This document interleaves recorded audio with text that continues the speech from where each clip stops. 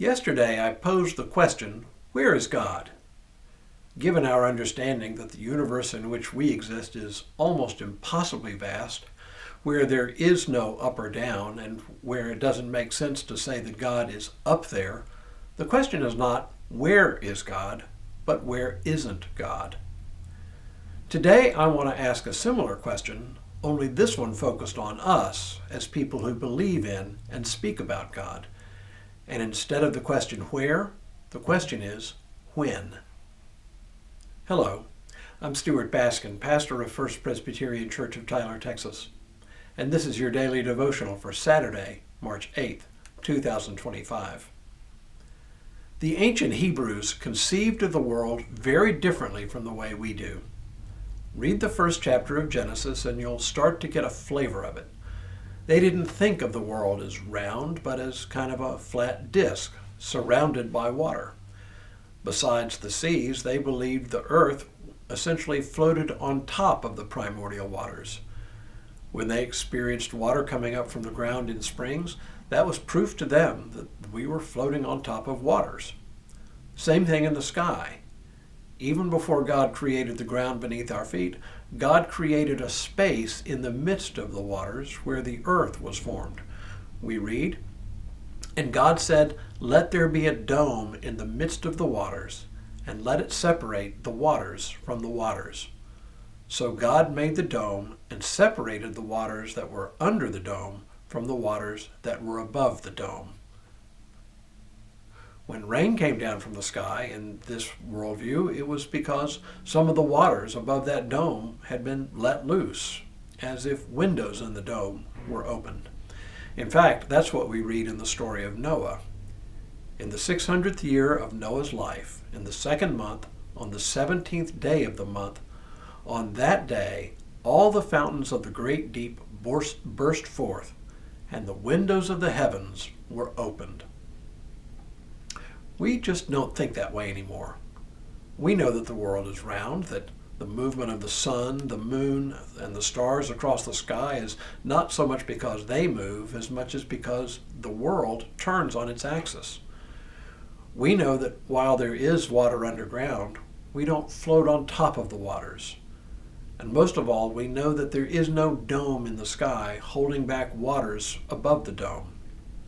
Instead, there is apparently infinite space beyond, all around. As a result, and this is subtle, we don't think about God quite the same way the ancient Hebrews did. And this goes way beyond just the mechanics of creation. We no longer think of God as a sometimes angry and vengeful God, smiting enemies all around. We tend to think of God more as the expression of pure love. All of which suggests that how we think about God depends in large measure on when we think about God. Generation upon generation of faithful people have thought about God with the only tools they had at their disposal.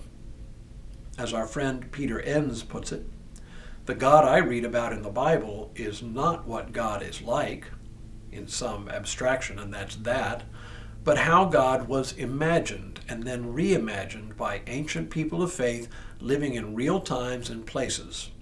By imagined, I don't mean the biblical writers made up God out of thin air.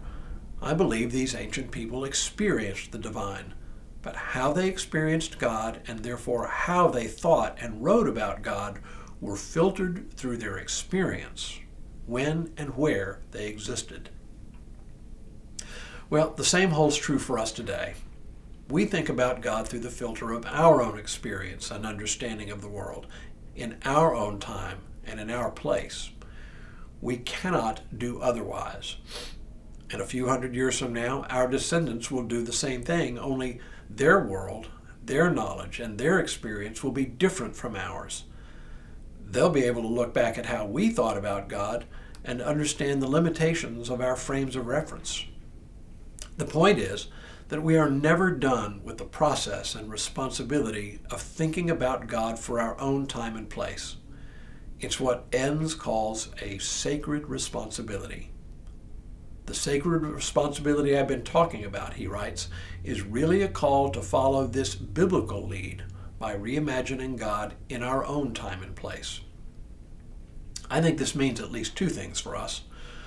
It means, first of all, that our understanding of God is never complete. Our understanding of God depends both on our capabilities as well as our limitations.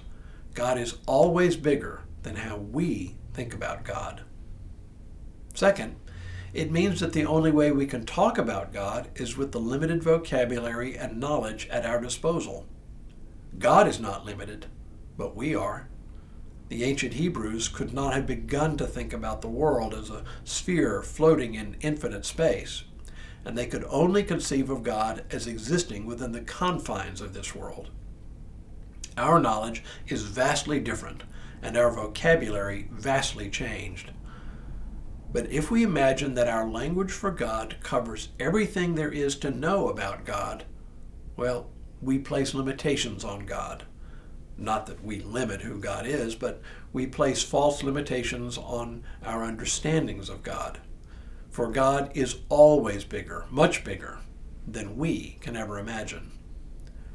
But having said that, we don't need to worry too much that our language isn't sufficient to encompass God. God certainly knows our limitations, and God continues to love us and care for us, even with our limitations. Now may God continue to bless you and keep you in all that you do this day and in all the days ahead.